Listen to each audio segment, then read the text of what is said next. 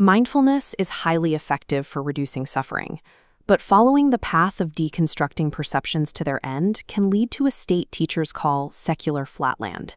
The world begins to feel stripped of its dimensionality, leaving the practitioner in a world that is calm but disenchanted. The late meditation teacher Rob Burbea observed that this purely deconstructive approach to reality eventually reaches an existential limit. We learn to see through our illusions, but we often lose our sense of sacredness in the process. Burbea proposed a radical pivot.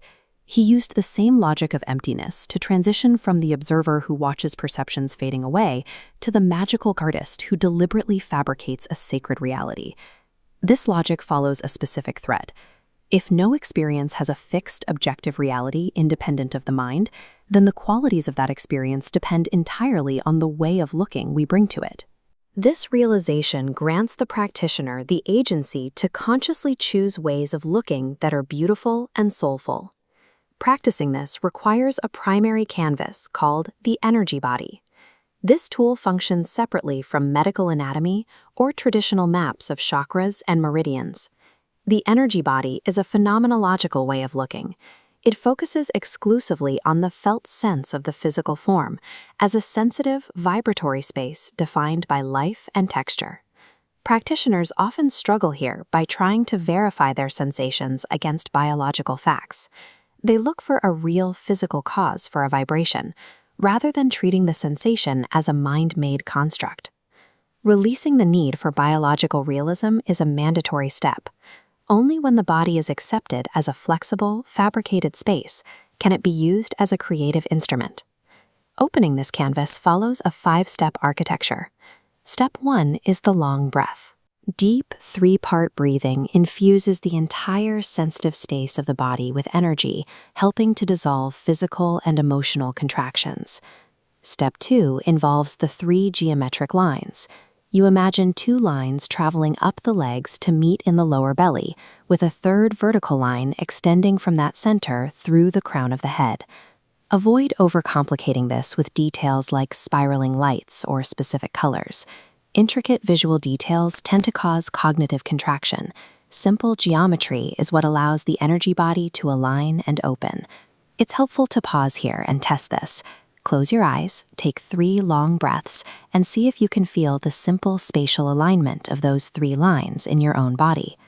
Steps 3 and 4 involve surrendering to jhana and radical generosity. This means shifting your focus away from the breath at the nose to relish the pleasant sensations in the whole body, while intentionally opening the fist of the being to let energy flow without restriction. Step 5 is somatic experimentation. You use the resonant energy body as a dowsing rod. Keep the images or ideas that make this space feel expansive, and discard any thoughts that cause the body to tighten or contract. Mastering these steps transforms the body from a heavy, rigid object into a highly sensitive, resonant canvas capable of testing the qualities of reality. While soul-making focuses on fabrication, it remains anchored in the traditional Buddhist philosophy of the middle way, which posits that all things arise dependently. This creates a specific dialectic. Burbea uses the same philosophical mechanics that monks use to tear reality down as a justification for building a world up. The mechanics are identical, but the objective shifts. The goal of the renunciate, to end all fabrication, is replaced by the goal of the artist, to fabricate infinite beauty. Once the energy body is resonant and sensitive, the practitioner can encounter even dark or suppressed psychological material. These energies can be alchemized, transforming from demons into inner guides and companions. Psychological healing is not the direct, forced goal of this work.